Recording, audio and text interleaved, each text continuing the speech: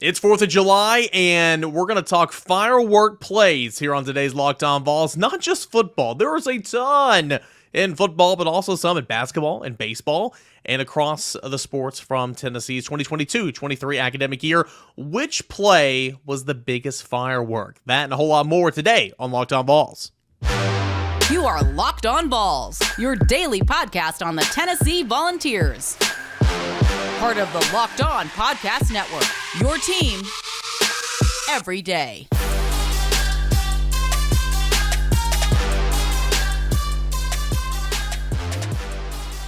Hey, good Tuesday, everybody, and welcome into Locked On Vols. It is your team every single day talking Tennessee Volunteers, and we're part of the Locked On Podcast Network. Everydayers, appreciate you for being here. Happy 4th of July, and thanks so much for making Locked On Vols your first listen here on this holiday. You might be on the way to your in-laws' house for a barbecue. You might be heading to the lake, to the river, whatever the case may be. Appreciate you guys for taking the time to listen to us here on a holiday at Locked On Vols. We're going to have a fun show coming up today in honor of the 4th of July. Fireworks, right? There's been a whole lot of fireworks. Now, that's if you're watching on YouTube, maybe I'm doing jazz hands right now. I don't know. Fireworks, explosions in the Tennessee offense the last 2 years with Josh Heupel. But what were some of those big firework plays for Tennessee football, basketball, baseball this last academic year of 2022 to 2023? There's a lot of them to choose from, so we're going to talk about that here in segment 1, and we'll get into your mailbag questions in segments 2 and segments 3, so appreciate that. If you are a VolQuest.com subscriber and you listen to that podcast, you check in that work. A little bit of a rinse and repeat here on today's Locked On Vols because, well, I program both shows, and I think that this topic is really good and suitable for both of those platforms today because, well, it's the 4th of July. So you'll get other opinions on that one as well, so go check that out, but you'll get mine here on Locked On Vols. Let's go ahead and get started. 4th of July means fireworks. One of my favorite movies of all time is The Sandlot. And if you're a sports fan, you've probably seen The Sandlot. If you haven't seen The Sandlot, I encourage you to go watch The Sandlot. Not the new Sandlot, the one they came out with a couple of years ago. No, go back and watch the original. And one of my favorite scenes is when they play baseball under the fireworks sky that lit up the sky at night on the 4th of July. And then, of course, they go to the fair and they put Chewinda back in. They all throw up, and it's just hilarious. But I love that movie, and I love this holiday. I really do. So, in honor of that, let's think about some of the biggest plays for Tennessee football and other sports the last academic year that warrants fireworks. And you can make it your own. You can talk about a single play. You can talk about a performance. You can talk about just whatever. But no matter how you want to phrase it or, what intangibles you want to put on this or caveats or whatever, Jalin Hyatt's 5 touchdowns, that performance against Alabama, the biggest firework of them all, right? Incredible. 6 catches, 5 touchdowns, 207 yards on 7 targets, I believe. Just an incredible performance. And, obviously helped Tennessee elevate to where it was as a national power in 2022. It snapped a 15-game losing streak to Alabama, your biggest rival. It put Jalin Hyatt on the national stage. He was a mid-season All-American, that next week, as he went into that game with 5 touchdowns. He left that game with 10 touchdowns. He doubled his touchdown rankings. And we've talked about that a ton. I get it, but that performance was the biggest firework of the last year. No doubt about it. If you want to stay in that game, obviously the field goal that won the whole thing. Chase McGrath's knuckleball of a 40-yard field goal and what ensued after. Literal fireworks shooting up from Neyland Stadium after that field goal went in, and you storm the field, and the goalposts go down. They go in the Tennessee River, yada, yada, yada. That field goal was also worth noting. Individual performance that will not get talked about hardly at all, and it's not really fireworks-ish because it's offensive line play, but what Darnell Wright did against Will Anderson Jr., and you guys know, everydayers, if you listen to Locked On Vols, if you listen back during football season, you know that I think Will Anderson Jr. is just a phenomenal football player. And I know a lot of people say, oh, you're a big Alabama fan. No, I'm a football fan, and I appreciate good football, and Will Anderson Jr. plays great football, okay? But Darnell Wright silenced him. Darnell Wright silenced B.J. Ojulari 2 weeks before. There was a bye week in between there, right? So, that doesn't get talked about enough. Let's go to the Florida game. The overall performance, well, that could be Hendon Hooker, of course. If you want to look at the overall performance for, Tennessee's Hendon Hooker in that game, he threw for 349 yards and 2 touchdowns. He ran for 112 yards overall with a touchdown. 3 total touchdowns, accounted for 400 and, my math is very bad, I believe it's 463 yards of total offense. Just incredible. That put Hendon Hooker on the Heisman campaign. That is what brought Hendon Hooker into national spotlight, his performance against Florida. But what about an individual play from that game would definitely be Ramel Keaton's catch. But what I want to highlight is the drive. Not the drive, San Francisco. Okay, that's it's known as the drive, and I'm not talking about that. This didn't have as much significance on the drive. But this drive before halftime, let's go back here and remember this, guys. This was right before halftime. Tennessee scored with 7 seconds left on the clock in quarter number 2. All right, this is my favorite drive of all of the season. All right, and we talked about it on the VolQuest podcast, and Brent Hubbs beat me to it, and I wanted to highlight it first, but he beat me to it. Tennessee marches 99 yards on 12 plays, taking 2:43 off the clock, scoring with 7 seconds left in the second quarter, giving Tennessee a 17-14 lead going into the break. And in that drive, you can tell I'm just so excited to talk about that drive because I love football so much. It was 3rd and 10 on your 12-yard line. And Hendon Hooker gets rushed up the middle, sidesteps it, evades the pressure up the middle, throws right to Princeton Fant, right at the marker. He immediately goes down. Tennessee gets the first down by a matter of a couple of feet. You go down on that drive, that's the Ramel Keaton catch on that drive, and then later on, Brew McCoy scores the 1-yard touchdown from Hendon Hooker. So that game overall, Hendon Hooker, fireworks. That play specifically in that game, Ramel Keaton, fireworks. The drive from Tennessee that changed the course of the game and maybe even the season, fireworks. That drive right before halftime, that's one that really stands out to me. Let's go to Danico Slaughter. His performance overall against Kentucky, interception, responsible for 2 turnovers, first game playing cornerback, just incredible. But the play that warrants the biggest fireworks, Will Levis, Kentucky are driving. They're about to score. It's a slant to Dane Key. Danico Slaughter's given cushion, and when he comes up and they run that slant and Dane Key goes up to make that catch, you've got Danico Slaughter coming down and laying the hit stick, right? And popping that ball straight up. Juwan Mitchell grabs it and goes 40-plus yards, putting Tennessee in prime position to go score. I love that. Also had an interception in that game. Danico Slaughter defensively warranted some fireworks in that game. Tennessee's rushing attack, a career rushing attack against Vanderbilt in November. Jalen Wright that ran for over 100 yards. Jabari Small that ran for over 100 yards. Dylan Sampson. Actually, Jabari Small, I'm not sure if he got 100 yards. I don't have the box score in front of me. Dylan Sampson got over 100 yards, but a lot of long touchdown carries in that game from the 3 of those guys. That warrants some conversation. Let's go back to Pittsburgh. Cedric Tillman's performance, 18 targets in that game. What about Trayvon Flowers? The interception, acrobatic play at the end of the end zone. Later on in the fourth quarter, muffs the punt, but then responds by having the sack on 3rd and goal to force 4th and goal at the very end from the 22-yard line. That was a firework-type performance and a firework-top play. Let's go shift gears here. I know I'm going long, but let's shift gears here and let's go to basketball. What can you say about Olivier Nkamhoua? His performance, 27 points against Texas in January. His performance in the round of 32 on that stage to get to the Sweet 16 over Duke, 30-plus points. Incredible performance from Olivier Nkamhoua in the NCAA tournament against Duke, and knowing he's going to Michigan, I understand that. Also, Zakai Ziegler playing 40 minutes at Mississippi State, coming off a loss at Kentucky a couple days prior without Santiago Vescovi in that game. That was huge. Warrants some fireworks as well. Let's go to baseball here as we end this conversation. Knowing he's in the transfer portal, it is what it is, but you can't tell the story about the 2023 Tennessee baseball team without talking about Chase Burns. His performance against Clemson, bases loaded, no outs, and gets out of the jam to move the game on to the 12th inning, saves Tennessee season. His performance against Stanford, incredible. Hadn't done things in the College World Series since 1997, but Chase Burns did it that day. His name is in the record book for Tennessee besides Todd Helton. It says all you need to know, right? Chase Burns was incredible. His performance against Stanford in the College World Series, and Zane Denton's 3-run home run in the top of the 9th inning against Clemson gave Tennessee a brief lead there when the game looked like it was over.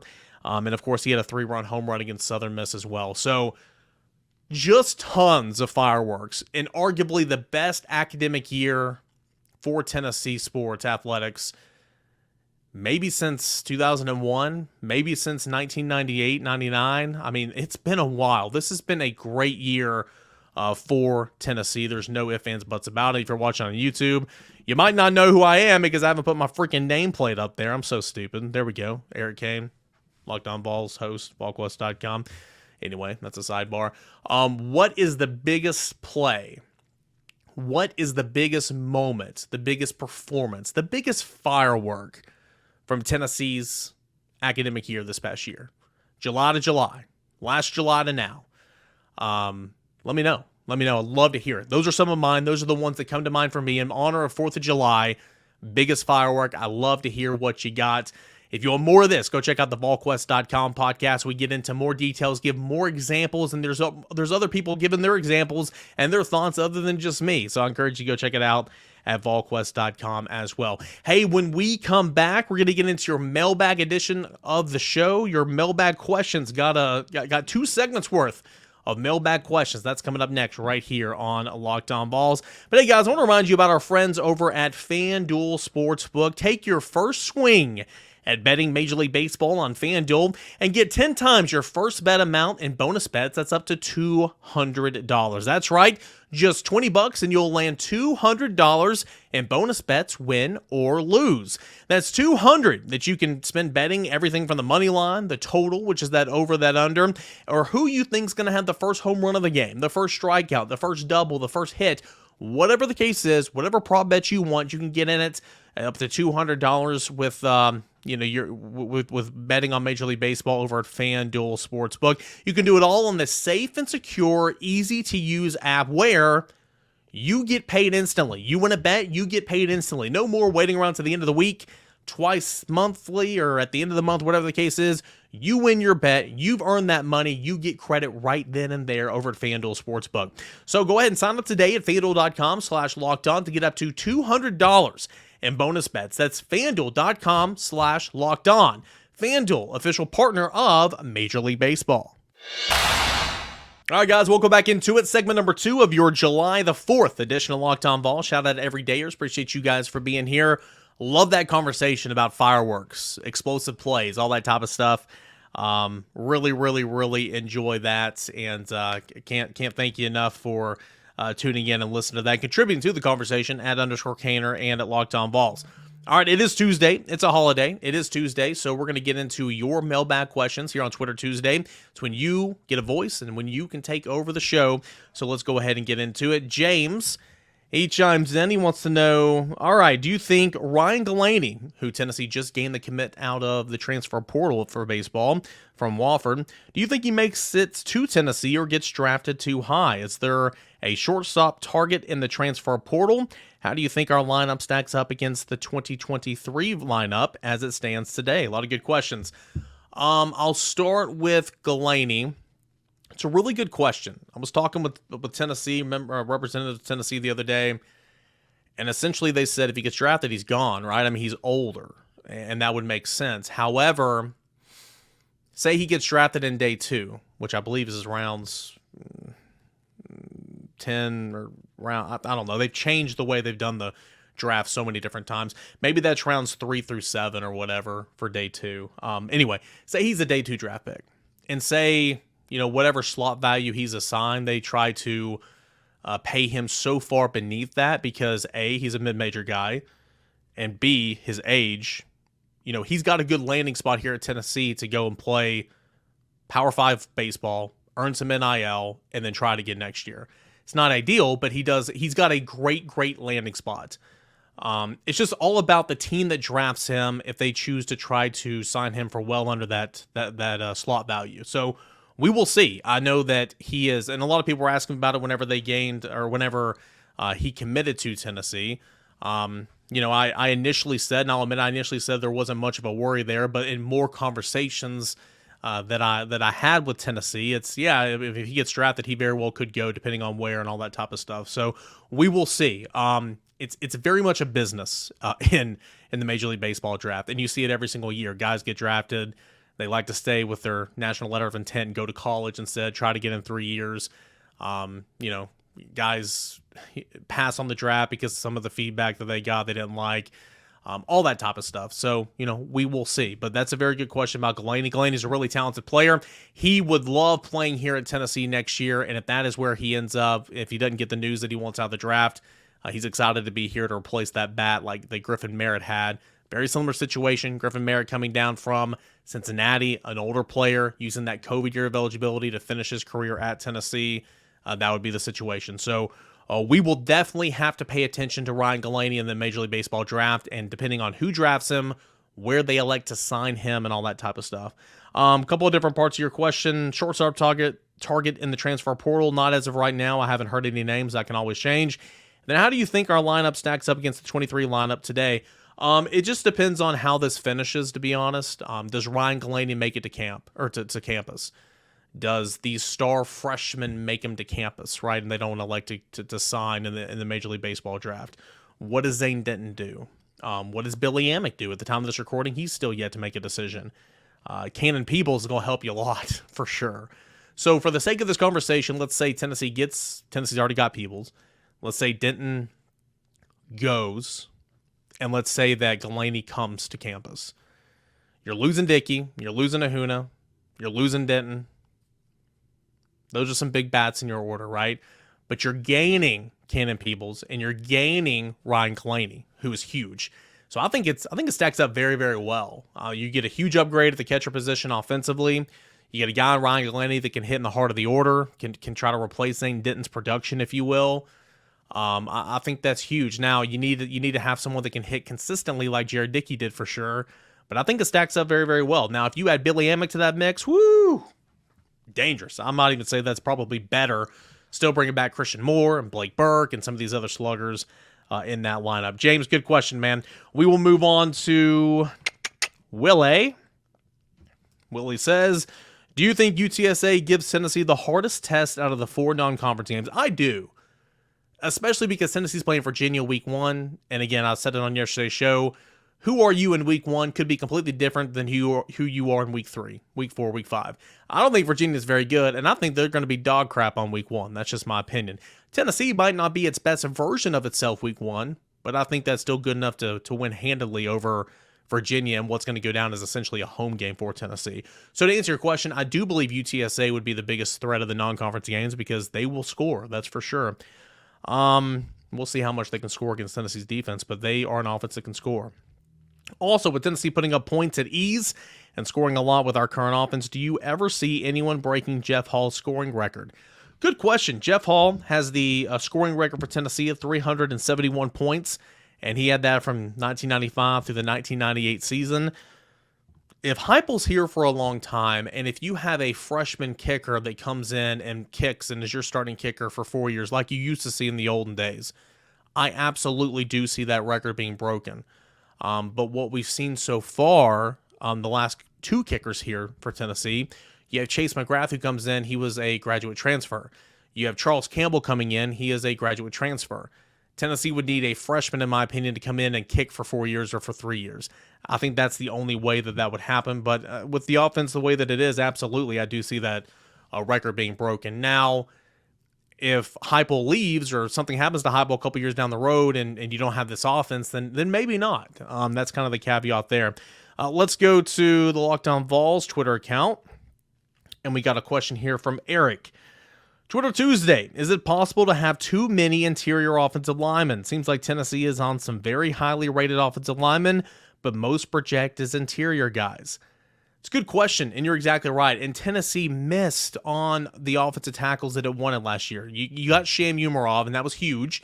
He was one of the 4 that you wanted, but you missed out on Francis. You missed out on, oh crap, I'm forgetting his name. The guy that committed, I believe, to Michigan State. He played football in Alabama last year, but he's from New York State area up north. Blanking on his name, but you missed out on him. You missed out on a couple other ones.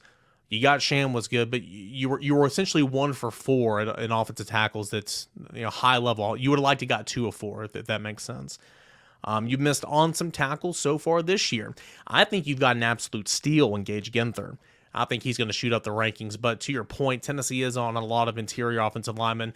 I wouldn't say you'd ever have too many, but you've got to find tackles, and that is a stressing point. And you've been doing that through the transfer portal, but you've really got to lock down and find some good offensive tackles in the recruiting class that you can come up and develop and see what they are in 2 or 3 years.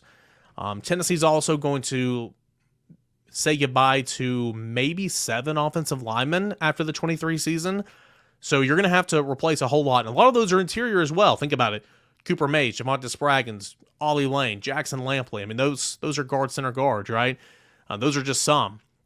And you're going to have to replace a lot of those guys. So I wouldn't say there's too many, but you've got to hit on tackles. And I know Tennessee's in it for a couple of tackles here in the very near future, but also hoping that Gage Ginther turns out to be kind of who they expect him to be.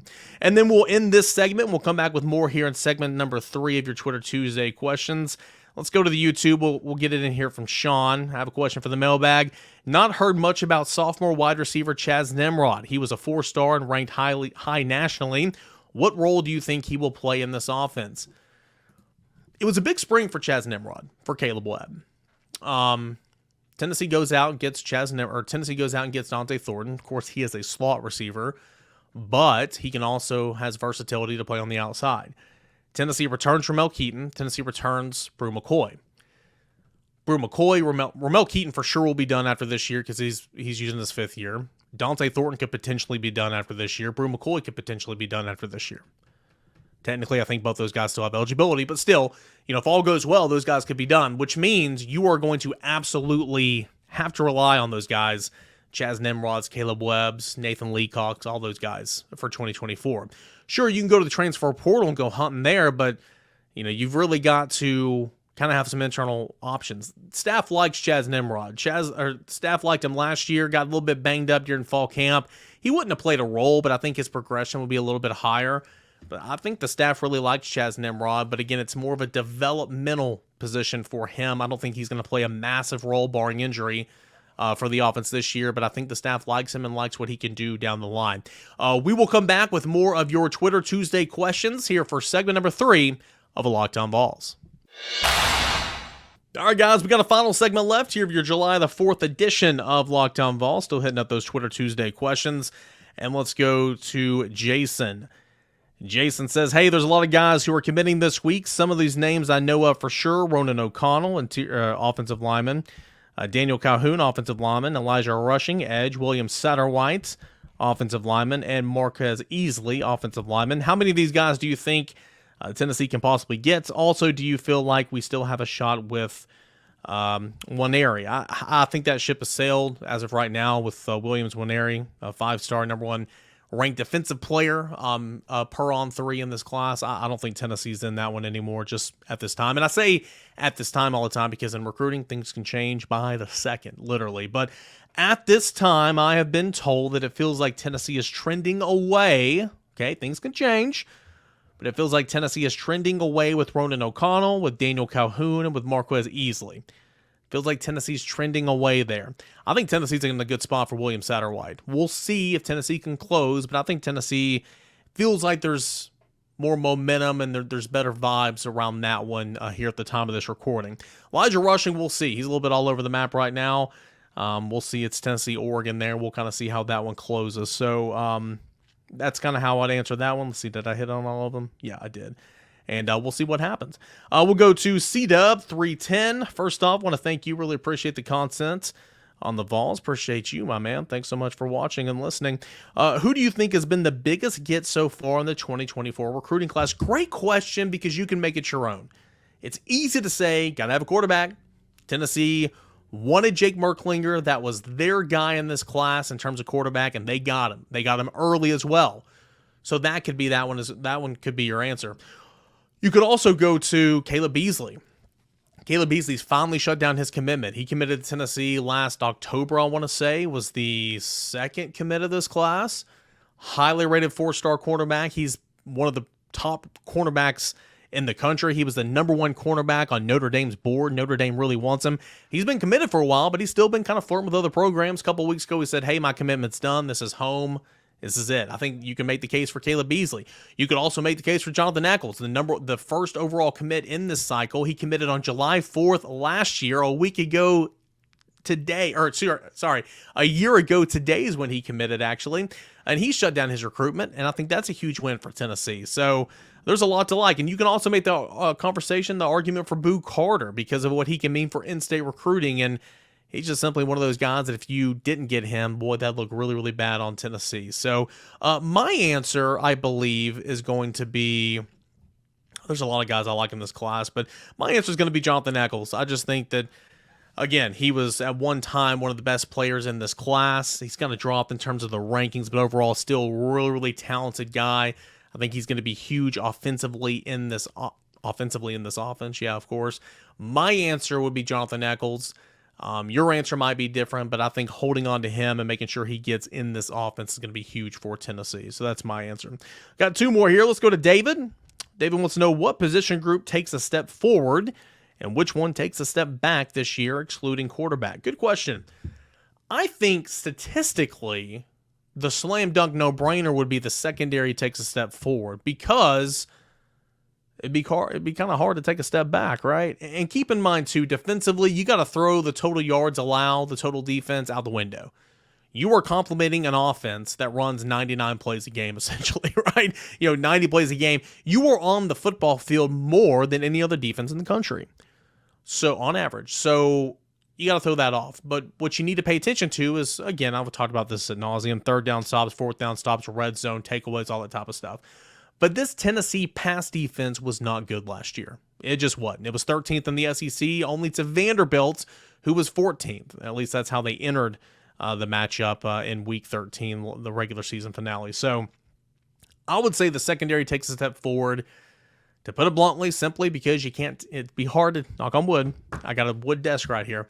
It'd be hard to take a step back, to be completely honest with you. Plus, you're returning guys who have played, I get it, but they're more experienced. You're adding to that with some talented freshmen, and obviously, Gabe Jeudy-Lally, who I think is going to play for Tennessee this year. So, I would say the secondary will take a step forward. Taking a step back, I will say the offensive line. And that does not mean that I think the offensive line is going to suck. Quite the contrary. I think this offense masks a lot of offensive line play. I think this offense, if you're a top 10 offense, which Josh Heupel has been that pretty much every year he's called plays, you're going to have some good offensive line play. But I think at points in times this year, you're going to really miss Darnell Wright. You're going to really miss Jerome Carvin in the interior. They got to figure it out. And that's one of those things like in week 1, week 2, you got to figure out your guys because you're going on the road to the Swamp in week 3. And that's a huge game. And obviously you don't want to lose to Virginia in the opener. You won't lose to Austin Peay, but you got to figure some things out before you go in the Swamp. And I think that offensive line is going to be very much a position kind of working itself out, trying to build that chemistry. So I'm not saying it will be bad, but comparatively to where I thought they should won the Joe Moore Award, I believe. I thought they should won the Joe Moore Award because you have the nation's number 1 offense, and you were the guys blocking for him. So I thought they should have won the Joe Moore Award last year. Nonetheless, that's the group that I think would probably take a step back. All right, last one here. Let's go to Joseph's. Joseph, all these proposed renovations at Neyland Stadium have me wondering, for a given football game, does the visiting team get any percentage of the ticket sales revenue, or does it all go to the home team? Love the show. Keep up the great work. Appreciate that, Joseph. To my understanding, and I did some research on this, just kind of double check my word, but to my understanding, the visiting team gets an allotment of tickets to sell.